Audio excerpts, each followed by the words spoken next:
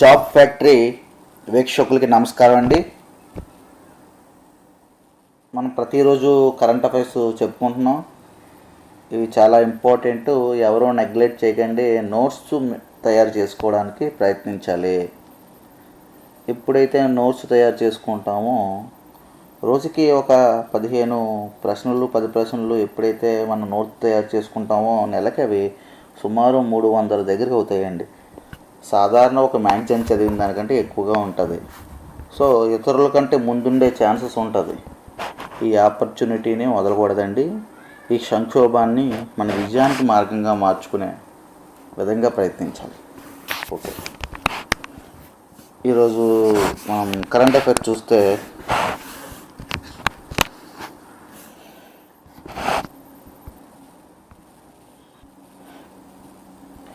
అంటువ్యాధులు నివారణ చట్టం ఎప్పుడు చేశారు?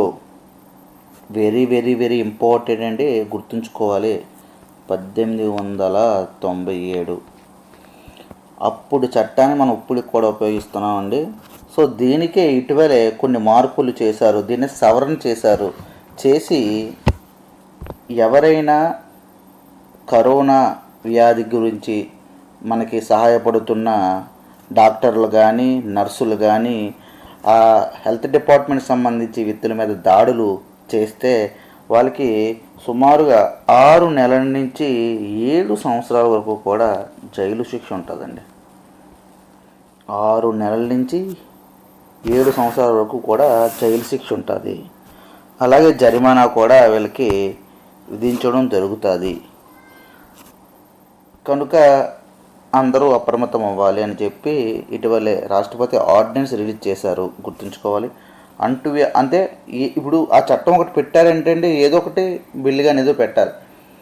దానికి ఆ బిల్లు ప్రజెంట్ పార్లమెంట్ సమావేశంలో లేదు కాబట్టి డైరెక్ట్గా రాష్ట్రపతి ఆర్డినెన్స్ రిలీజ్ చేశారు. ఓకే, దేనికి మార్పులు చేశారంటే అంటువ్యాధుల నివారణ చట్టం ఏదైతే 1897 ఉందో దానికి మార్పు చేసి ఈ యొక్క విధానాన్ని వైద్యులు రక్షణగా కొన్ని మార్పులు చేయడం జరిగింది. ప్రపంచ బ్యాడ్మింటన్ సమైక్య రాయబారిగా ఎవరు ఎన్నికయ్యారు భారతదేశం నుంచి ఇటీవలే? పివి సింధు. దీన్ని ఇంగ్లీష్లో బ్యాడ్మింటన్ వరల్డ్ ఫెడరేషన్ అంటారు. దీనికి రాయబారిగా మన దేశం నుంచి పివి సింధు ఎన్నికయ్యారు.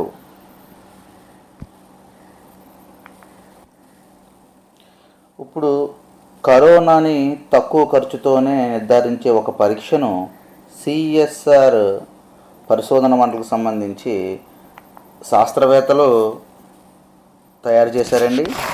ఆ పరికరం పేరు పెలూడా.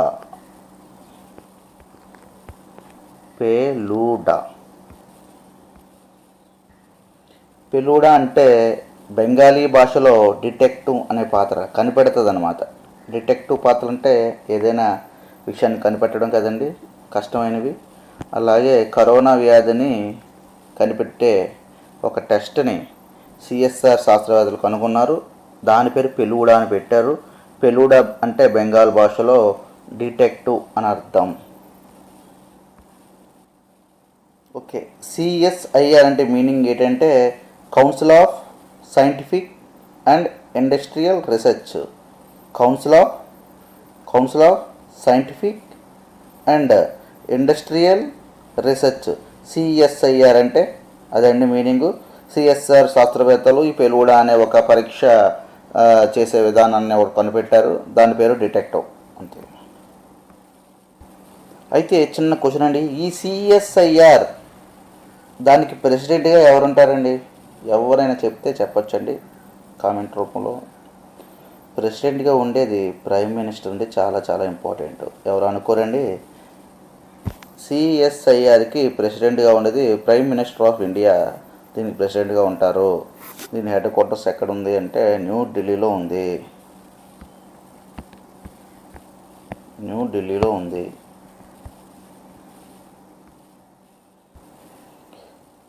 జియోలో పెట్టుబడి పెట్టిన ఇటీవలే ఒక దిగ్గజ సంస్థ ఏది? ఆన్సర్ ఫేస్బుక్ అండి. ఫేస్బుక్ వారు జియోలో సుమారు 9.99% వాటాని కొనడం జరిగింది. 9.99% అంటే ఎంతంటే 43,574 కోట్ల అది వాల్యూ. ఇంత విలువ చేసే వాటాను కొనడం జరిగిందండి. ఇటీవలే ఏ దేశం తొలి సైనిక ఉపగ్రహాన్ని ప్రవేశపెట్టింది కక్షలో? సైనిక ఉపగ్రహం అంటే శాటిలైట్, సైనికనే మిలిటరీ. ఫస్ట్ మిలిటరీ శాటిలైట్ని ఏ దేశం ప్రవేశపెట్టింది ఇటీవలే కక్షలో అంటే ఆన్సరు ఇరాన్. ఇటువంటి టైంలో కూడా ప్రవేశపెట్టడం జరిగిందండి. తన వ్యతిరేక దేశమైన అమెరికాకి చిన్న హెచ్చరిక పంపినట్టయింది దీంతో. సో ఆ శాటిలైట్ పేరు నూర్.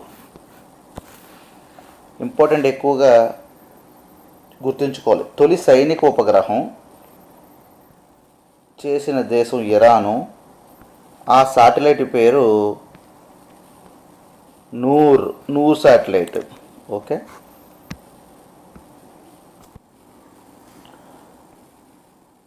రిపోర్టర్స్ వితౌట్ బోర్డర్స్ ఏంటండి? రిపోర్టర్స్ వితౌట్ బోర్డర్స్ స్వేచ్ఛగా పత్రికా స్వేచ్ఛ కలిగిన దేశాలని ఇది రిపోర్ట్ చేస్తుంటూ ఉంటుందండి. రిపోర్టర్స్ వితౌట్ బోర్డర్స్ అనే సంస్థ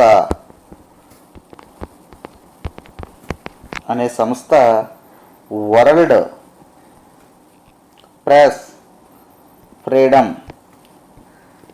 ఇండెక్స్ తయారు చేస్తుంది. ఏం చేస్తుందండి?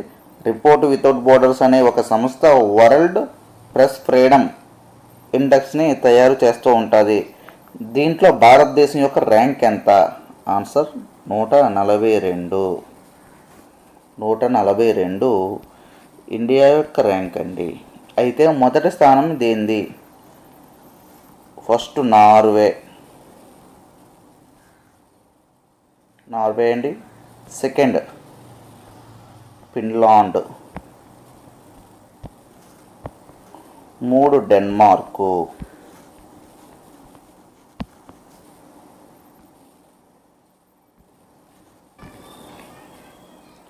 ఇటీవలే కోవిడ్ ఇండియా సేవ అనే ఒక యాప్ని ప్రారంభించింది. ఇది ఒక ఇంటరాక్టింగ్ ప్లాట్ఫామ్ అండి ప్రజలతో. దీన్ని ప్రారంభించింది ఎవరు?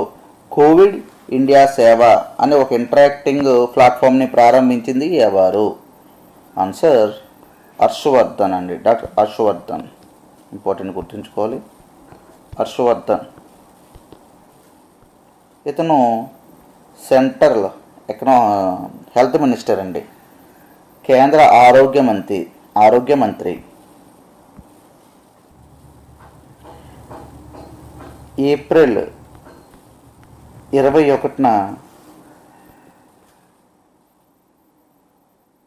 ఏ రోజుగా జరుపుకుంటారండి? సివిల్ సర్వీసెస్ డే అని జరుపుకుంటారండి. Civil services day April 21న.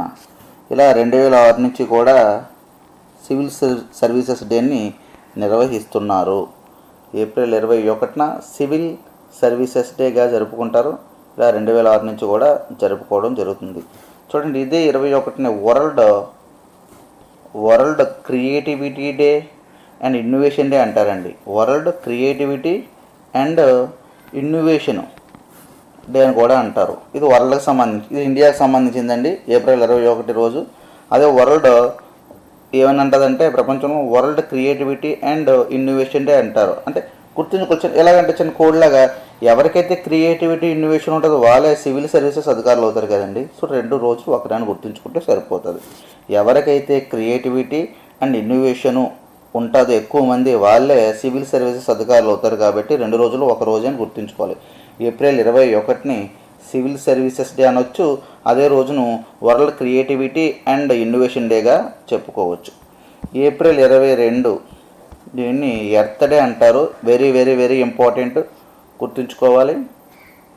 Earth day April 22. Earth day అంటారండి. తెలుగులో ధరిత్రి దినోత్సవం, ధరిత్రి దినోత్సవం అంటారు. ఇంగ్లీష్లో ఎర్త్ డే అంటారు. దీని థీమ్ ఏంటి? క్లైమేట్ యాక్షన్ అండి. Climate action 2020 April 22 earth day యొక్క థీమ్ ఏంటి? క్లైమాక్ట్ యాక్షన్, క్లైమాక్ట్ యాక్షన్ అండి దీని theme.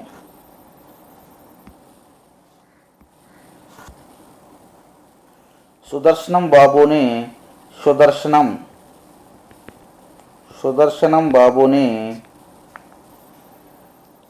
USA national science board మెంబర్గా నియమించింది. ఎవరినండి? సుదర్శనం బాబు. ఇతను ఇండో అమెరికన్ వ్యక్తి అండి. సో ఇంపార్టెంట్గా గుర్తుంచుకోవాలి. సుదర్శనం బాబుని ఇటీవలే అమెరికా దేనికి ఏ బోర్డు అని అగ్రికల్చర్ బోర్డా అని అడగవచ్చు, ఇండస్ట్రీ బోర్డా అని అడగవచ్చు, సైన్స్ బోర్డుకి ఎన్నుకుంది.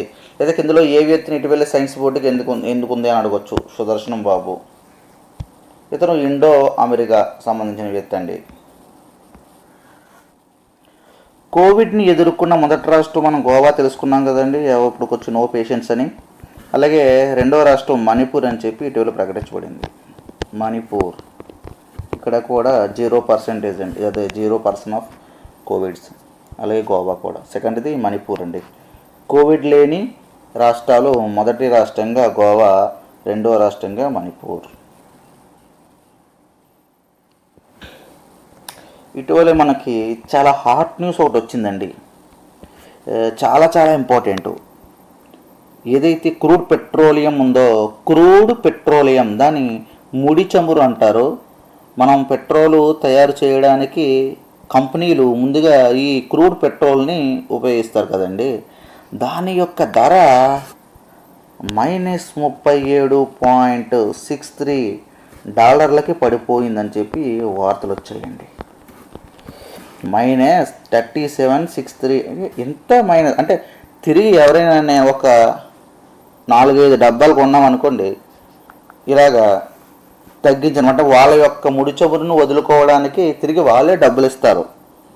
ఇటువంటి దుస్థితి వచ్చిందని చెప్పి పేపర్లో మనం చదువాం. అయితే చిన్నది గమనించాలి, ఇది మొత్తం ప్రపంచం అంతా తగ్గలేదండి, కేవలం అమెరికాలోనే తగ్గిందండి. అమెరికాలోని వీటి ధరను నిర్ణయించేది WTI అని ఒక సంస్థ ఉంటుంది. దీన్ని ఏమంటారంటే వెస్ట్ టెక్సస్ ఇంటర్మీడియట్ అంటారు. West Texas intermediate, WTI. ఈ సంస్థ దీని యొక్క ధరను నిర్ణయిస్తుంది. అమెరికాలో ఉన్న క్రూడ్ పెట్రోలియంని నిర్ణయించే సంస్థ. ఈ సంస్థ చెప్పడం జరిగిందండి. అక్కడ మాత్రమే కదా, ఇండియాలో కానీ ఇటువైపు ఏషియా ప్రాంతంలో కానీ ఈ ధరలు లేవు. మొత్తం క్రూడ్ పెట్రోల్ నిర్ణయించి మొత్తం మూడు ఉంటాయండి. ఇది WTI ఒకటి, అలాగే బ్రెంట్ ధరలు ఇదొకటి, అలాగే OPEC ఏదంటే దుబాయ్ ధరలు ఉంటాయండి. ఈ 3 ఉంటుంది. ఇవి కాన్స్టెంట్గానే ఉన్నాయి 2. ఇది ఒక్కటే మైనస్లో పోయింది, గుర్తుంచుకోవాలండి.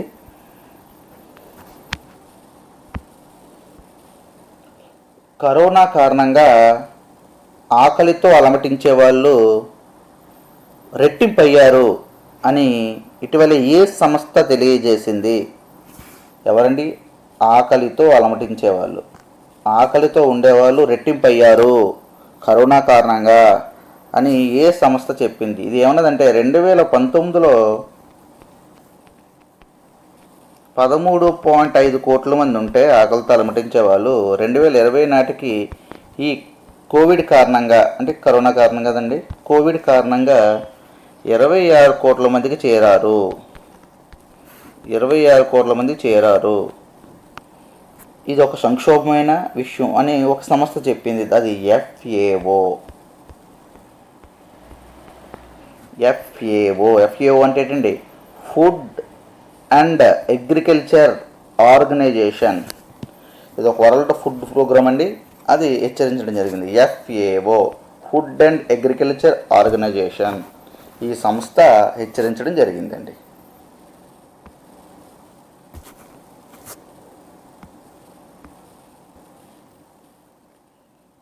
చైనా దేశం ఇటీవలే భారతదేశంలో ఏ రాష్ట్రాన్ని లేదా ఏ రాష్ట్రంలో కొంత ప్రాంతాన్ని తన యొక్క భాగంగా మ్యాప్లో చిత్రీకరించింది. ఇప్పుడు ఆ దేశంలో ఉండే స్కై మ్యాప్ ఉంటుందండి, స్కై మ్యాప్ అనే ఒక సంస్థ, స్కై మ్యాపింగ్ అనే ఒక సంస్థ ఉంటుంది.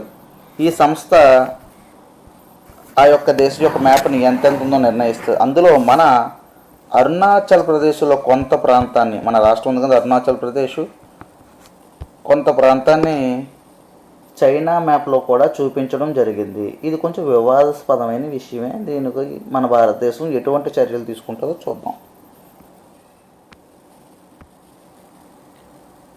ఈ యాప్ ఉంది కదండి సాయం, ఈ యాప్ని పూణే మున్సిపల్ కార్పొరేషన్ అండి, ఎవరండి, పూణే మున్సిపల్ కార్పొరేషను తయారు చేసింది. ఇది ఒక మొబైల్ అప్లికేషన్ సాయం అనేది.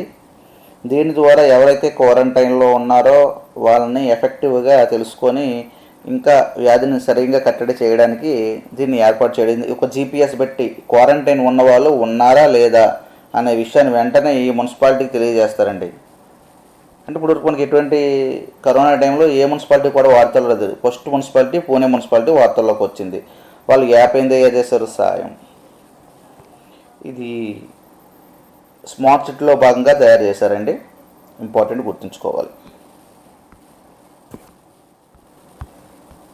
ఏప్రిల్ 23న ప్రతి సంవత్సరం కూడా యునెస్కో ఉంది కదండి, ఈ సంస్థ world book day and copyright day కింద నిర్వహిస్తుందండి. World book day and copyright COPY copyright day కింద, world book rate and copyright day కింద నిర్వహిస్తుంది. చాలా చాలా ఇంపార్టెంట్ గుర్తుంచుకోండి. ఏప్రిల్ 23ని ఏమంటారండి, వరల్డ్ బుక్ డే మరియు కాపీ డే కింద నిర్వహించడం జరుగుతుంది. ఈ డాప్రోజో బ్రిడ్జు ఏ రాష్ట్రంలో ఎవరు నిర్మిస్తున్నారు? డాపోరిజో బ్రిడ్జు ఏ రాష్ట్రంలో ఎవరు నిర్మిస్తున్నారంటే BRO, బోర్డర్ రోడ్ ఆర్గనైజేషన్ అనే సంస్థ అరుణాచల్ ప్రదేశ్లో నిర్మిస్తుంది. మన రాష్ట్ర అరుణాచల్ ప్రదేశ్లో డాపోరిజో అనే బ్రిడ్జు BRO నిర్మిస్తుంది. అయితే ఏ నది పైన? సుబన్సిరి.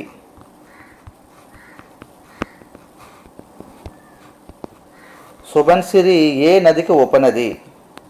బ్రహ్మపుత్ర నదికి ఉపనది అండి. ఓకేనండి. బ్రహ్మపుత్ర నదికి ఉపనది అయిన సుబన్సిరి పైన డాప్రిజో అనే ఒక బ్రిడ్జిని బోర్డు రోడ్ ఆర్గనైజేషన్ అనే సంస్థ నిర్మిస్తుంది. ఇదంతా కూడా అరుణాచల్ ప్రదేశ్లో జరుగుతుందండి. World wide help WWH world wide help అనే ఒక మొబైల్ యాప్ని ఎవరు ప్రవేశపెట్టారు, అయితే ఇది దేనికి ఉపయోగపడుతుంది అనే రెండు విషయాలు నేర్చుకుందాం.